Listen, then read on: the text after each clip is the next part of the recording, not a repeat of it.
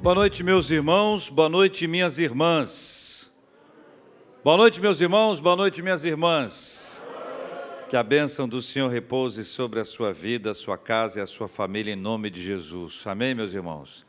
Há alguns anos eu fui numa grande conferência, um grande número de jovens, eu era um deles faz algum tempo, e o pastor, pregador, disse: aos pentecostais, a paz do Senhor. Paz do Senhor, paz do Senhor, paz do Senhor. Aos batistas, graça e paz, graça e paz, graça e paz. Aos presbiterianos, boa noite. Eu falei assim, eu quero... Feliz dia de Pentecostes. Hoje nós celebramos no planeta inteiro o dia de Pentecostes. Presbiterianos também celebram o dia de Pentecostes. Pentecostes acontece na Bíblia, uma festa extraordinária. E naquele dia que estava acontecendo uma festa, o Senhor resolveu derramar o seu Espírito Santo. Por isso, lembramos de Pentecostes, trazendo à memória o derramamento do Espírito Santo sobre toda a sua igreja. Naquele dia, algumas pessoas estrangeiras começaram a ouvir aqueles que foram cheios do Espírito Santo falar na sua própria língua. Daí nasce um compromisso que a igreja tem de pregar o Evangelho em qualquer língua. Nós precisamos pregar o Evangelho de Jesus no mundo inteiro. O planeta inteiro precisa ouvir a palavra. Nós nunca podemos cessar o nosso compromisso e a nossa responsabilidade de anunciar a palavra do Senhor em qualquer língua. Os relatos dos missionários no planeta inteiro são relatos impressionantes das oportunidades que eles têm de anunciar o Evangelho, de contar, de falar a respeito das Escrituras, isso em todas as línguas, com todas as culturas diferentes. Como é bom ver alguém recebendo o Evangelho de Jesus Cristo e sendo abençoado por Ele. Quero convidar você a abrir a sua Bíblia do Evangelho de Marcos, capítulo 9, versículos 14 a 29, essa palavra de Deus para a nossa vida. A leitura do texto ela é muito importante, nós dependemos do Espírito Santo para o entendimento. Você bem sabe que aqueles que escreveram a Bíblia foram inspirados pelo Espírito Santo para escreverem. E nós que lemos a Bíblia hoje, somos iluminados pelo Espírito Santo. A ideia é de um foco de luz que Deus coloca sobre a nossa vida e assim o nosso entendimento se abre. Eu não entendia antes, agora começo a entender. Porque eu fiquei mais inteligente? Não, você já era inteligente. É porque o Espírito Santo abriu o seu entendimento para você entender. E é isso que nós viemos buscar hoje. Que o Espírito Santo nos conduza e nos dirija em nome de Jesus. Eu quero perguntar a vocês, dentro da leitura de Marcos, capítulo 9, versículos 14 a 29, a leitura que vai ser feita, e se alguém estiver perdendo a fé, e se alguém estiver perdendo a fé, e se a causa da perda da fé for circunstâncias adversas, ou forem circunstâncias adversas, ou até testemunhos mórbidos. Alguém que viu o que alguém que diz crer fez, e porque alguém que diz crer fez, algumas pessoas deixam de crer por causa daquela pessoa. E se alguém tiver um entendimento da existência de Deus baseado nos resultados positivos obtidos. Me disseram que Deus estaria comigo e ia ter só vitória. Só vitória, só vitória. Mas eu passei a ter empates. Já não estava bom, mas era bem melhor do que agora. Derrota. E se alguém construiu a sua fé com base na expectativa de resultado positivo, pode estar perdendo a fé, porque fundamentou a sua fé no resultado positivo. E se alguém tiver sofrido uma decepção profunda, e se a decepção for com instituição, eu não acredito mais na instituição igreja. Alguém pode dizer isso. Por quê? Porque viu alguma instituição fazendo alguma coisa e tem a impressão que todas as instituições fazem a mesma coisa, ou todos os líderes fazem da mesma forma. Quantas pessoas podem dizer, olha, eu perdi a minha fé por causa do meu líder, por causa da minha líder, porque alguém me deu um esbarrão tão grande dentro da comunidade, da fé, dentro da igreja, que eu acabei tropeçando e caindo. E se alguém quer crer, mas não consegue? Evangelho de Marcos, capítulo 9, versículos 14 a 29, diz assim: Quando eles se aproximaram dos discípulos, viram numerosa multidão ao redor e que os escribas discutiam com eles. E logo toda a multidão, ao ver Jesus, tomada de surpresa, correu para ele e o saudava. Então, ele interpelou os escribas: que é que discutis com eles? E um, dentre a multidão, respondeu: Mestre, trouxe-te o meu filho, possesso de um espírito mudo. E este, onde quer que o apanha, lança-o por terra, e ele espuma, rilha os dentes e vai definhando. Roguei a teus discípulos que o expelissem, e eles não puderam. Então Jesus lhes disse: Ó geração incrédula, até quando estarei convosco? Até quando vos sofrerei? Trazei-mo. E trouxeram-lhe. Quando ele viu a Jesus, o espírito imediatamente o agitou com violência, e caindo ele por terra, revolvia-se espumando. Perguntou Jesus ao pai do menino: Há quanto tempo isto lhe sucede? Desde a infância, respondeu. E muitas vezes o tem lançado no fogo e na água para o matar. Mas se tu podes alguma coisa, tem compaixão de nós e ajuda-nos. Ao que lhe respondeu Jesus: Se podes, tudo é possível ao que crê. E imediatamente o pai do menino exclamou com lágrimas: Eu creio, ajuda-me na minha falta de fé. Vendo Jesus que a multidão concorria, repreendeu o espírito imundo, dizendo-lhe: Espírito mudo e surdo, eu te ordeno, sai deste jovem, nunca mais tornes a ele. E ele, clamando e agitando muito, saiu, deixando-o como se estivesse morto, a ponto de muitos dizerem: morreu. Mas Jesus, tomando-o pela mão, o ergueu e se levantou. Quando entrou em casa, os seus discípulos lhe perguntaram em particular: Por que não pudemos nós expulsá-lo? Respondeu-lhes: Esta casta não pode sair senão por meio de oração e jejum. Jesus pode encher a minha vida de fé? Jesus pode encher a minha vida de fé? Um pai precisa do seu filho de volta. O texto não narra o começo da tragédia. Como é que isso começou a acontecer? Como é que isso se desenvolveu? O texto não conta. Mas o texto conta que o pai do menino relata para Jesus, no versículo 18, que o menino sofria sendo lançado no fogo e na água. E a expectativa do espírito mau era que aquele menino fosse morto. Diz a Bíblia que esse menino espumava na sua boca e rilhava os dentes. E é uma descrição física muito importante que, em geral, caracteriza uma enfermidade grave que leva à morte, que é a pessoa vai definhando. É como se ela estivesse se apagando. É como se ela estivesse se despedindo diante dos olhos das pessoas que o acompanhavam e, de forma especial, o seu paizinho. O que se pode esperar de uma situação como essa? A cena é imersa em sofrimento. Havia o diagnóstico bastante claro, o versículo 17 nos conta a respeito dele. Esse menino era possesso de um espírito mudo. A pergunta é: o que fazer? O que fazer? Diz a palavra de Deus que Jesus diz para o pai, né? Para Jesus o pai diz, e depois Jesus responde a ele. O pai diz para Jesus: se podes alguma coisa, tem compaixão de nós e ajuda-nos.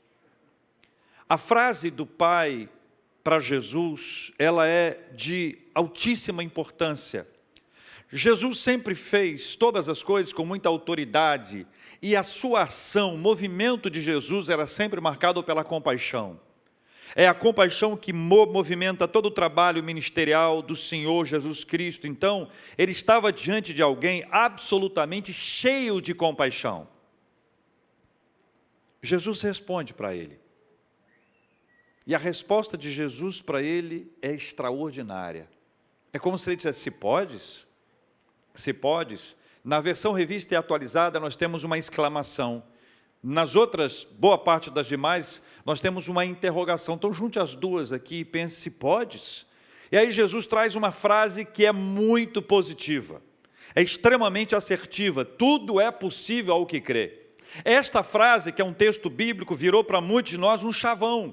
É como se fosse uma frase mágica, né? Onde você pega essa frase, coloca essa frase dentro de um contexto de luta e diz: olha, Jesus disse, tudo é possível ao que crê. Tudo é possível ao que crê. Então, Jesus está respondendo para esse pai que pede uma intervenção de Jesus na vida do seu filho, esse filho dominado por um espírito mau, por um espírito diabólico, esse filho que não tem mais vida, que vai definhando, os seus dentes ficam relhando, a sua boca fica espumando, é jogado na água, é jogado no fogo para ser morto. Jesus diz para ele: olha, tudo é possível ao que crê. E a pergunta é: assunto resolvido então? Acabou então a história? Tudo é possível ao que crê, a gente diz amém, então acabou, vamos celebrar, o menino está restaurado. É esta cena que a gente vê na sequência? A gente precisa entender que às vezes nós temos alguns chavões que nós trazemos para a nossa vida e que gostamos de repeti-los, e é muito importante que nós o façamos, mas devemos levar em consideração toda a construção da nossa vida. Tudo é possível ao que crê, sim. O problema está resolvido do ponto de vista de Jesus, sim. Do ponto de vista do Pai, não. Porque o Pai traz para fora, o Pai externa um problema que havia estado dentro do Pai, dentro do coração, dentro da mente dele. Isso é feito a partir de Jesus. Jesus vai mexendo com as suas crenças, com seus valores, para que naquela hora, uma hora de prova, uma hora real da vida dele, a verdade viesse à tona, ele pudesse ser confrontado. Você crê ou você não crê? Aonde está a sua fé? Qual é o tamanho da sua fé? Ela pode ser medida, é uma fé apática, é uma fé viva, é uma fé operosa, é uma fé medrosa. Qual é o tamanho da sua fé? E até se há fé.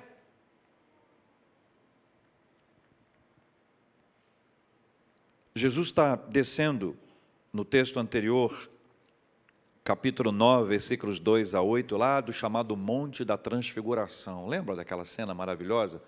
Jesus é transfigurado, absolutamente iluminado. Pedro, Tiago e João estavam com ele, nunca tinham visto isso. Diante dos olhos deles, Jesus é transfigurado. E aí aparecem duas figuras que o texto nos conta quem são: Moisés e Elias.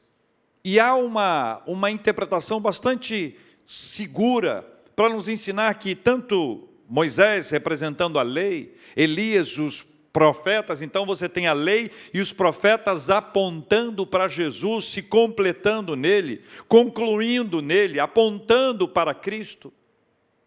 Jesus então está no Monte da Transfiguração, lá onde as coisas extraordinárias acontecem diante dos olhos dos discípulos que ali estavam.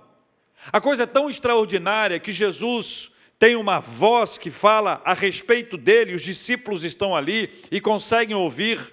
A frase é: este é meu filho amado, a ele ouvi. Este é o meu filho amado em quem me comprazo, com quem me alegro, quem me dá prazer, a ele ouvi. No Monte da Transfiguração é o Pai do céu que fala sobre o seu Filho. O Filho de Deus, Deus Filho, recebe essa palavra, os discípulos estão ali e passam a ouvir essa história. Depois Jesus desce do monte junto com os discípulos, agora eles se encontram com outro pai, um paizinho que pede a Deus Filho para trazer a libertação, a cura, a restauração, a vida, a sanidade para o seu filho. Se tu podes alguma coisa, tem compaixão de nós e ajuda-nos. O paizinho está destruído física e emocionalmente. A luta já durava muitos anos, desde a infância. E pior que lutar por muito tempo é lutar e ver a esperança definhando.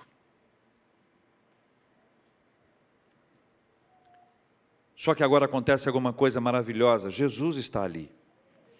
E na presença de Jesus, Deus Filho, a esperança se renova.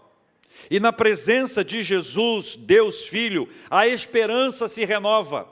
Todas as vezes que nós enfrentamos um problema, uma adversidade, enquanto estamos nós lutando sozinhos, nós vamos ver a nossa esperança definhar, a nossa alegria evaporar, vamos ver o nosso coração ser assaltado pela ansiedade, pela inquietação, pelo medo de que nada vai acontecer, mas diante de Jesus, a nossa esperança é renovada. Diante de Jesus, nós passamos a acreditar no poder extraordinário de uma manifestação generosa do Senhor. Quando o paizinho diz, se podes,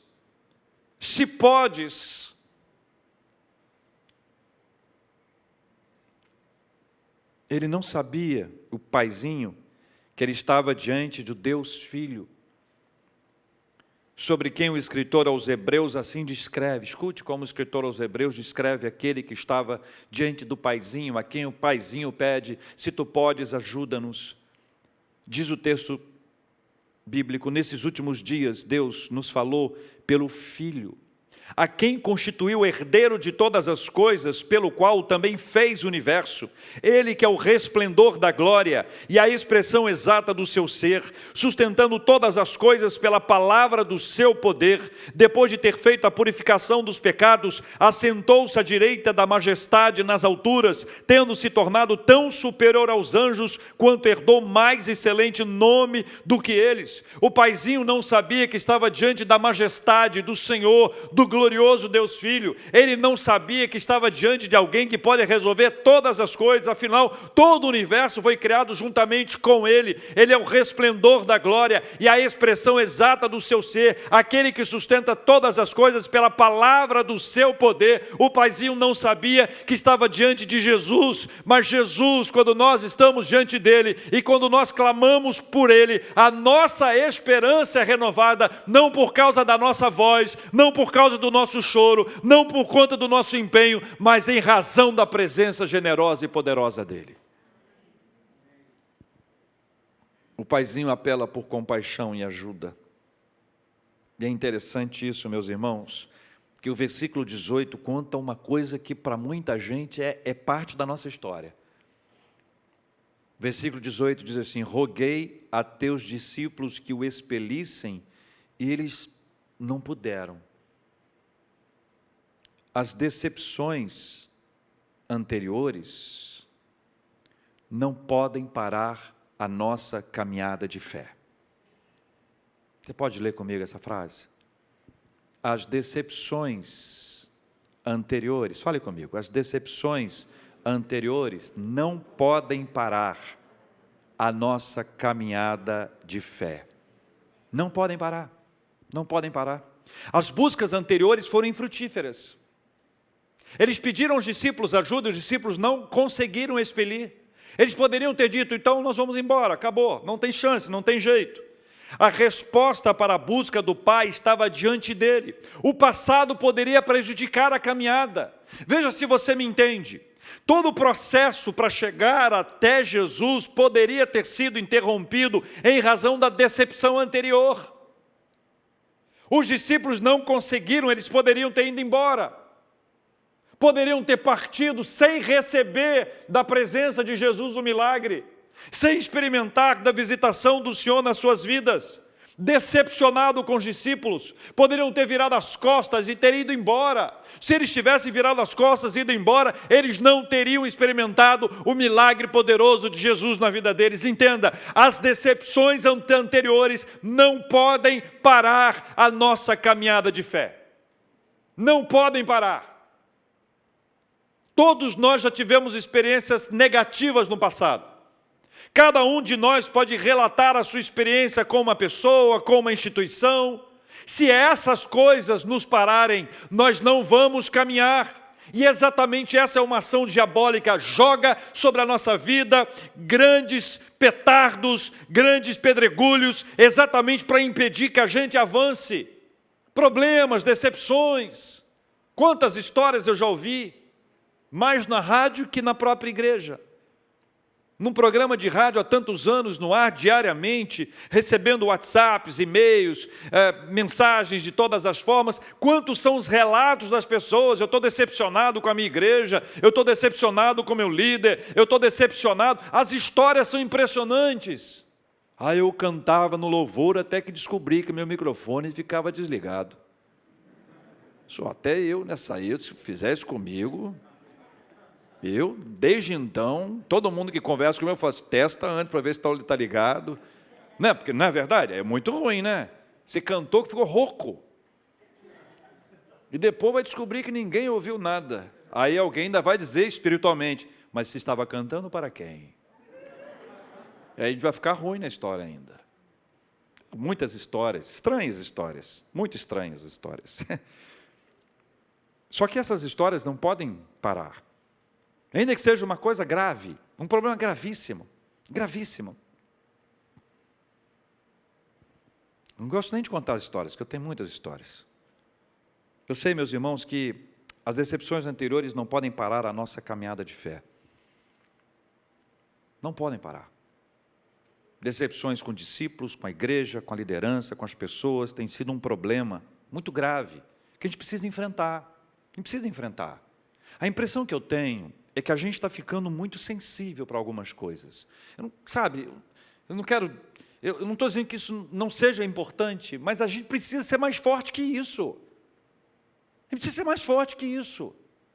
Aí não pode parar porque ouviu uma palavra ruim, ou porque alguém nos distratou, ou porque não estava legal. Sabe, a gente tem que parar, a gente não pode parar. A gente tem que entender que essas coisas, elas funcionam como um obstáculo, como uma barreira. Só que nós não vivemos de gente para nos trazer alívio. A gente sabe que as batalhas espirituais são vencidas espiritualmente.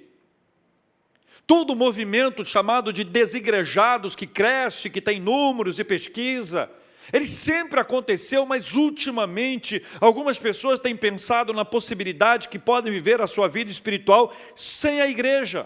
Como se a igreja fosse o problema e não eles, não nós. Nós somos responsáveis por todas as coisas que acontecem. Até quando nós não oramos, até quando nós murmuramos, até quando nós não cooperamos, nós temos responsabilidade, mas das pessoas que estão aqui presentes, quem tem mais responsabilidade sou eu. Então, todas as vezes eu estou lutando com isso para poder orientar, ajudar as pessoas para que elas não se percam. Sabe por quê? Porque a coisa mais extraordinária que a gente pode viver na vida, além da família menor, é a família da fé. E a família da fé, ela traz para a gente um elemento que não existe em lugar nenhum, porque nós somos unidos em razão do Espírito Santo de Deus, nós não nos unimos em razão de uma identificação, nós não nos unimos porque nós nos achamos os melhores, nós somos unidos e nós nos unimos em razão do Espírito Santo, nós somos atraídos uns aos outros. É lindo você conhecer uma pessoa que você nunca viu e ter com ela uma intimidade espiritual, você perceber que ali está um irmão, ali está uma irmã, e que esses laços foram forjados pelo Espírito Santo para tornar você e esta pessoa como uma família. Na minha vida eu tenho dezenas de pessoas que entraram para a minha história de uma maneira única, singular. Pessoas com quem eu não tenho um vínculo de sangue, mas por algum motivo há uma atração espiritual e nós passamos a construir uma vida espiritualmente sadia. A igreja é um lugar extraordinário, cheio de pessoas pecadoras. Irmãos, se Paulo, o apóstolo Paulo dizia que ele era o maior dos pecadores, nós outros. As questões institucionais estão surgindo como se a igreja, como ela existe, fosse um modelo falido. Eu preciso dizer para os irmãos, nós temos que melhorar muito. Precisamos melhorar muito como instituição. Falo da minha igreja, denominação, Igreja Presbiteriana do Brasil. Não posso falar das demais, não estou aqui para falar sobre os outros. Eu estou aqui para assumir que nós precisamos melhorar. Só que a gente melhora junto. A gente melhora junto. É como uma família, você não desiste da família porque não está indo bem. Você continua lutando. E é esta luta que nós precisamos desempenhar e precisamos trazer à memória da gente e de quem eventualmente está acompanhando a gente pela internet agora. As decepções anteriores não podem parar a nossa caminhada da fé. Seja lá o que for que te aconteceu no passado, que se tornou uma barreira, que trouxe uma mágoa, que traz um trauma, que não traz paz, que não traz alegria, só em lembrar azeda a gente, isso precisa ser deixado de lado. Nós precisamos perdoar para avançar, porque o milagre está diante de nós. Imagine bem, se o paizinho tivesse pego o filho dele todo arrebentado ali, ele dissesse: estou decepcionado com os discípulos, eu vou-me embora.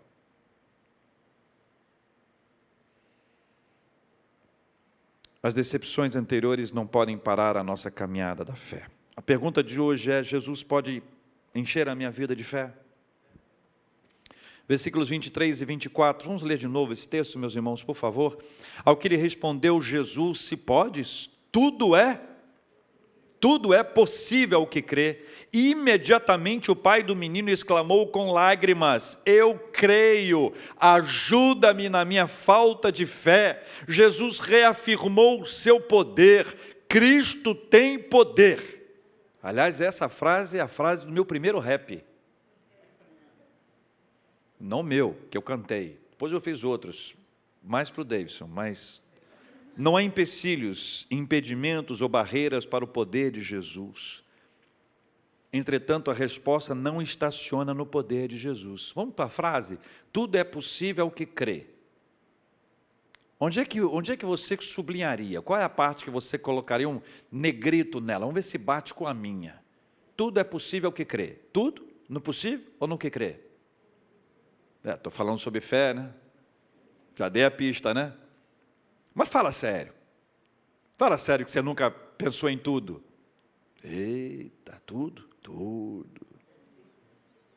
Impossível? Possível, tudo é possível. O ponto aqui não é no tudo e nem no possível, o ponto está no crer. O assunto é crer, o assunto do texto é incredulidade. Jesus havia falado lá no versículo 19 sobre uma geração incrédula. Jesus está trazendo para nós uma lição sobre a fé. Jesus está falando sobre os males gerados pela incredulidade. Jesus chegou na sua cidade, na sua terra, e não pôde realizar muitos milagres em razão da incredulidade que ali habitava. A falta de fé impede muitas das nossas ações, porque ela é uma barreira, ela é um obstáculo, e a falta de fé pode ser gerada por várias coisas na nossa vida. A questão não está no campo das possibilidades, mas no exercício da fé em Deus. Dois textos para ajudarem a gente a entender. Hebreus 11, versículo 6. De fato, sem fé, quem lembra? Isso, vamos falar juntinhos agora. Sem fé é impossível agradar a Deus. Lindo, né? Hebreus 11, 6. 11, 6. Mas tem um restantezinho aqui no versículo, diz assim, ó: porquanto é necessário que aquele que se aproxima de Deus creia que Ele existe e que se torna galardoador dos que o buscam. Sem fé é impossível agradar a Deus, então se aproxime de Deus crendo que Ele existe. Tiago vai escrever no capítulo 1, versículos 6 e 7 assim: peça porém com fé, está falando de sabedoria, peça porém com fé, em nada duvidando, pois o que duvida é semelhante à onda do mar, impelida e agitada pelo vento. Não suponha esse homem que alcançará do Senhor alguma coisa. Então, quando se trata de fé, fé é uma entrega absoluta. Sem fé é impossível agradar a Deus. Quando a gente pede alguma coisa ao Senhor, tem que pedir com fé, crendo que Deus pode. Se for da vontade dEle, será feito. Mas a oração é crendo que Deus pode. Essa atmosfera aqui desse texto é diferente lá de Marcos capítulo 5. No mesmo livro de Marcos, no capítulo 5, dois episódios estão juntos ali, estão conectados, um acontece no meio do outro, mostram fé. Primeiro daquela mulher que havia sido durante muitos anos hemorrágica, lembra dela? 12 anos hemorrágica. A outra história do pai da menina, o Jairo, tinha uma menina de 12 anos. Então, junta comigo. 12 anos hemorrágica. A menina, filha de Jairo, quantos anos? 12 anos. Quantos são os discípulos? 12. Quantas são as tribos? O que isso tem a ver? Nada. Tá bom? Não fica aí. Ah, entendi, pastor. Ah, entendi. Amanhã eu vou comprar um apartamento. Qual andar? 12. Por favor, hein? Foi o pastor que falou lá na igreja. Lá no capítulo 5, a mulher que era hemorrágica, ela sai de casa e diz assim, se eu apenas lhe tocar as vestes, eu serei curada. Você está vendo a fé explícita, né? Se eu apenas lhe tocar as vestes, eu serei curada. Aí depois, Jesus está com Jairo. Aí Jesus está falando com Jairo que vai na casa dele. Aí chega alguém e diz para ele, olha, sua filhinha já morreu, porque incomodas o mestre. E Jesus fala para ele assim, não temas, crê somente. Eu não sei você, mas olha, as duas circunstâncias são muito diferentes, mas elas se associam num determinado ponto. Mas a história de Jairo é a seguinte, sua filha morreu. E ainda assim, ele acompanha Jesus até a casa dele. Teoricamente, era a hora do desespero. Sabe o que é desespero? Que a pessoa desmonta e vai embora? Não, ele ficou ali com Jesus. E foi com Jesus para a casa dele. Ou seja, nos dois ambientes aqui, você tem uma atmosfera de fé. Um lugar onde as pessoas creem, onde você está cercado de pessoas que estão acreditando, um milagre está em andamento. Veja, a mulher hemorrágica, ela saiu de sua casa dizendo, se eu apenas tocar as vestes, eu serei curada. Ela não foi curada antes, ela foi curada depois, mas a fé já estava movendo a sua ação, ou seja, todo o processo foi desenvolvido com base na fé. A fala para Jairo, não temas, crê somente, da mesma forma, é uma ação do Senhor, ou seja, antes dele perceber a sua filha de volta à vida, o Senhor já havia dito para ele, ele havia crido no coração. A nossa fé é colocada em ação independente do resultado. A nossa fé é colocada em ação na hora em que o Senhor traz à tona toda essa história na nossa vida. Sobre esse texto, a Bíblia é herança reformada, uma Bíblia excelente, excepcional, ela traz um comentário pequeno, breve, que eu quero ler.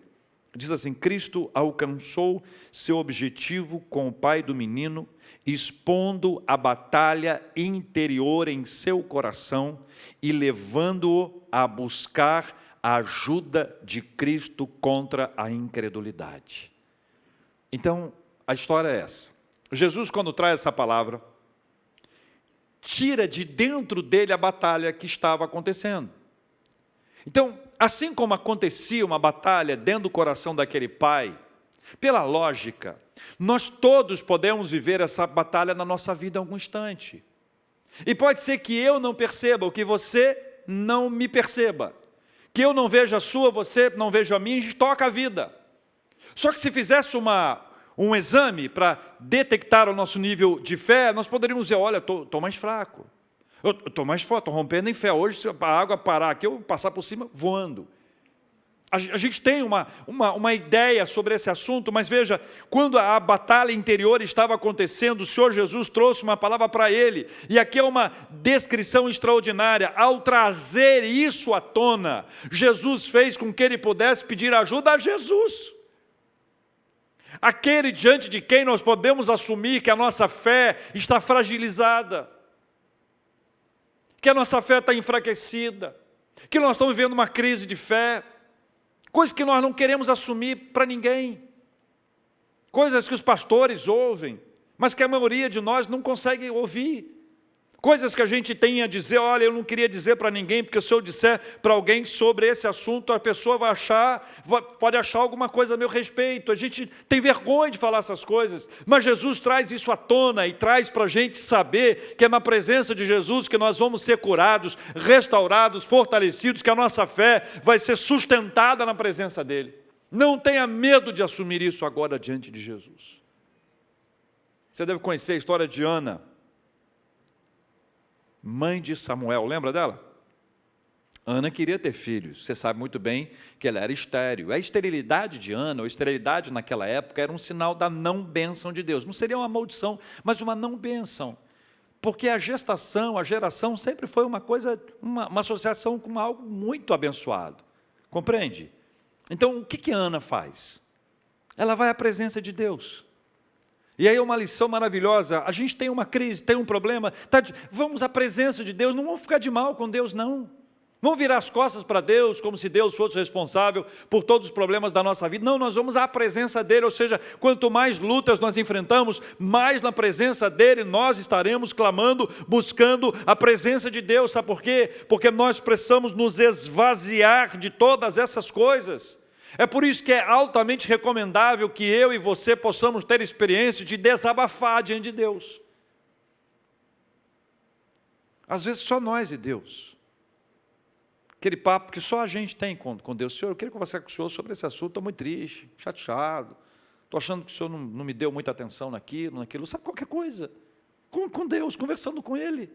Melhor forma de você perceber não só um alívio emocional, mas ver o Senhor agitando e abençoando a sua vida. O paizinho aqui no texto de Marcos, ele buscou a ajuda de Jesus contra a incredulidade. A frase dele é maravilhosa: ajuda-me na minha falta de fé. Ele queria crer, mas não conseguia crer na medida que ele precisava crer. Mas ao não crer, ele pede ajuda a Jesus, para que Jesus o ajude a crer, e esta deve ser uma oração repetida por nós, sempre quando nós vivenciarmos uma questão de crise espiritual. O desenvolvimento da nossa fé se dá na caminhada com Jesus, na proximidade e intimidade com Ele. O desenvolvimento da nossa fé se dá na caminhada com Jesus, na proximidade e na intimidade com Ele. Brincadeira de criança. Está frio, está quente. Já brincou? Pera, uva, maçã, salada mista. Já brincou? Não fale. Vai ficar ruim para você. Quente, frio. Alguém esconde alguma coisa em algum lugar e fica observando. E a pessoa vai em busca do negócio. Já brincou? É bom, né? Não é legal? A pessoa vai chegando perto, está quente, está esquentando, está esfriando, esfriou. Sabe essa brincadeira? Quanto mais perto, mais quente. Quanto mais longe, mais frio. Vocês estão entendendo o que eu estou falando? Que a gente perto de Jesus vai esquentando. A nossa fé vai crescendo. E longe de Jesus ela vai esfriando. Quantos anos vocês duas têm? Atrás aí. Você? 8. E você? 8 também, é isso? Essa mão é de 8? Não, porque às vezes eu tenho um anel a mais, eu não consigo ver de aqui. Então eu estou falando para vocês duas, têm 8 anos. Vocês duas entenderam? Quanto mais perto de Jesus, quente. Quanto mais longe de Jesus, frio. Elas entenderam, e vocês? Muito bem. Perto de Jesus nós vamos desenvolver a nossa fé. Perto de Jesus nós vamos crescer, nós vamos amadurecer, nós vamos desenvolver. Longe de Jesus não, longe de Jesus está frio, está frio, está frio, está esfriando, gelado, gelado, iceberg, freezer. Aí vai caminhando, né? Vai chegando, vai esquentando, está esquentando, está esquentando. Rio de Janeiro, Bangu.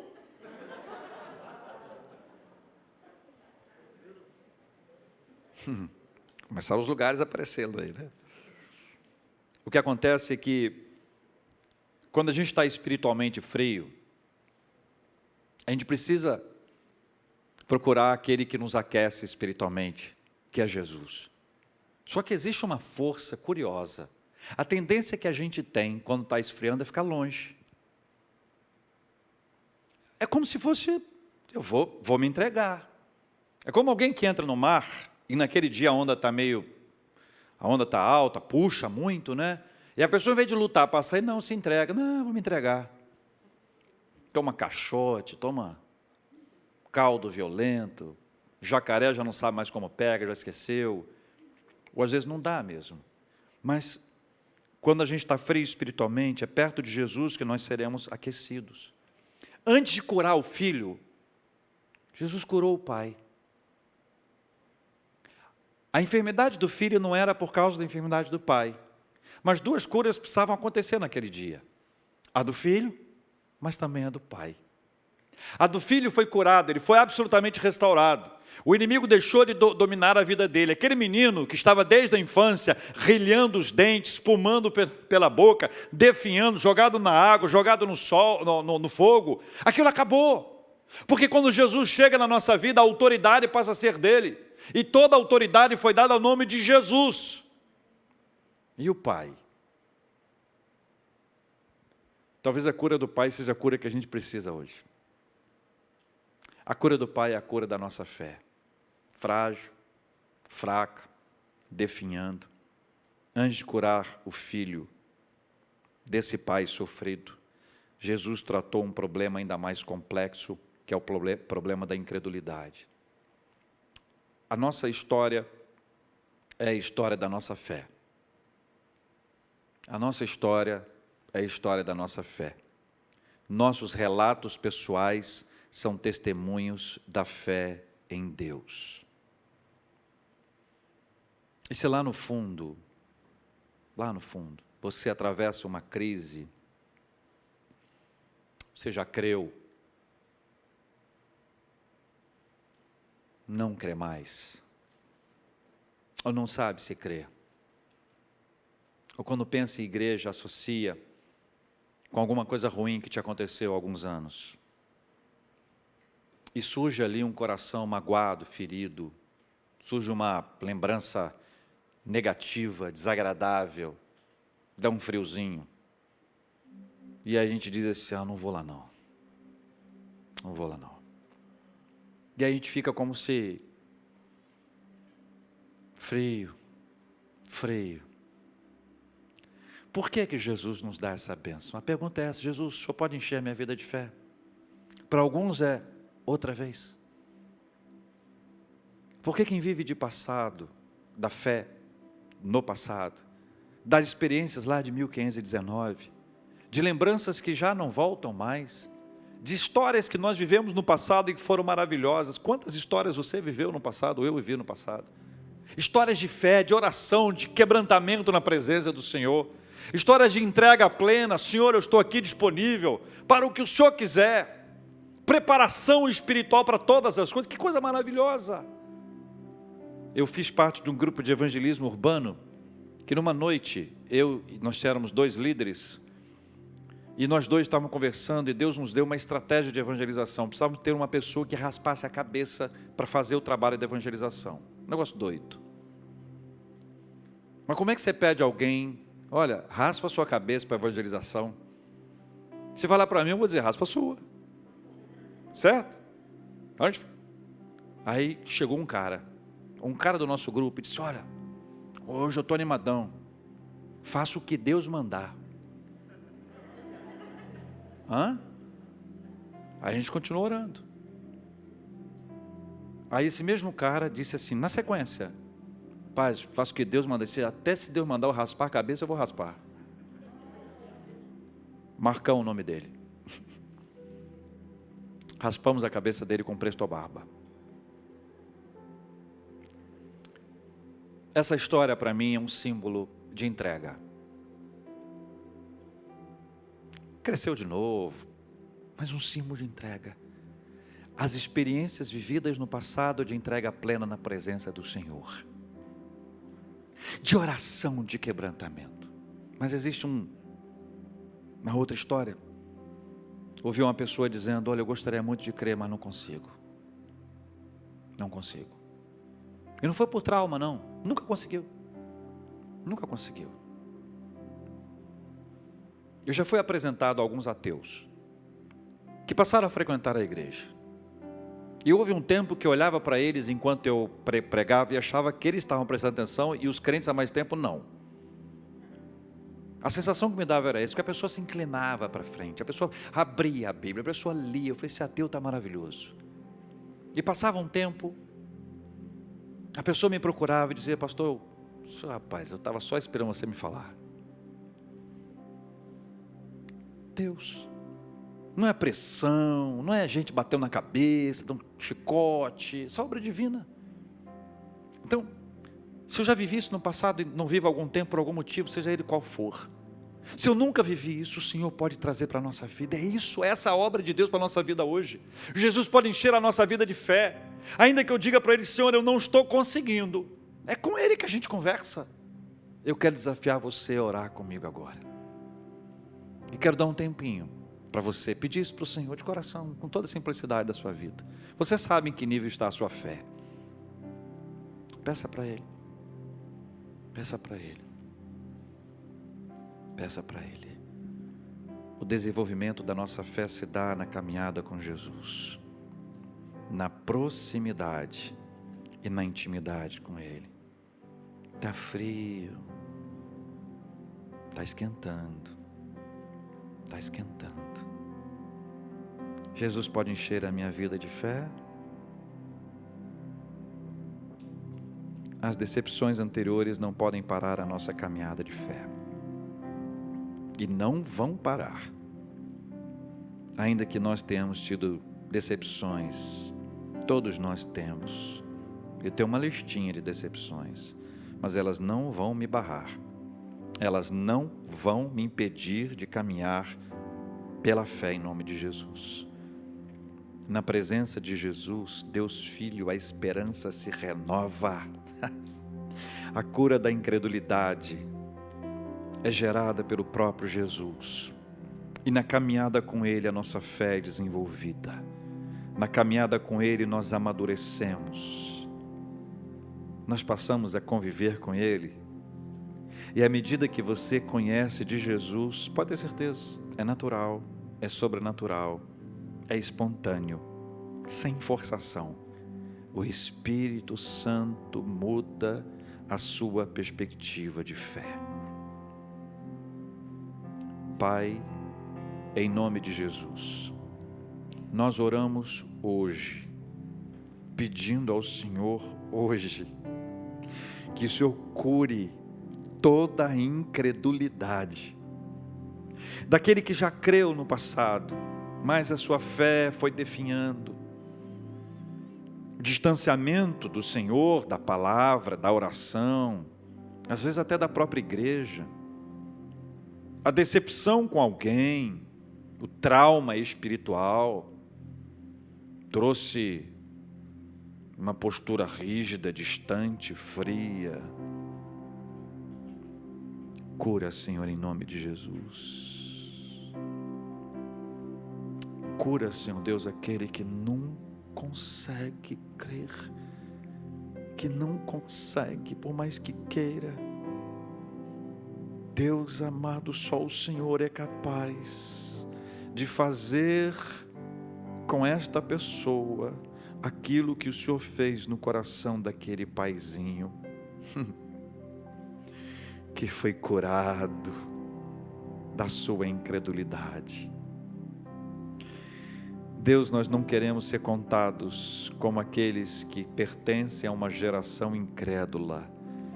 Queremos ser contados entre uma geração que vive pela fé, que sabe que os imperfeitos povoam a nossa igreja, que os imperfeitos povoam toda e qualquer igreja, que a imperfeição é algo inerente ao ser humano, que a nossa luta contra as nossas imperfeições, a santificação, dura toda a nossa vida, até que chegamos à glorificação.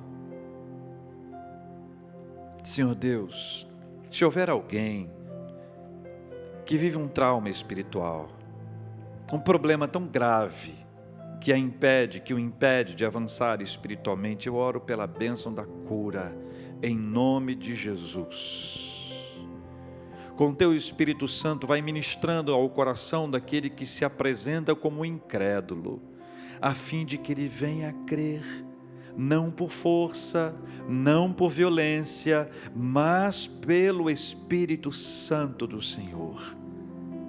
Porque a vida da gente, por mais problemas que a gente enfrente, quando nós enfrentamos a vida pela fé, nós desfrutamos da maravilhosa alegria que é saber que o Senhor está com a gente. Inunda o coração da gente com a bênção da fé, em nome de Jesus. Amém.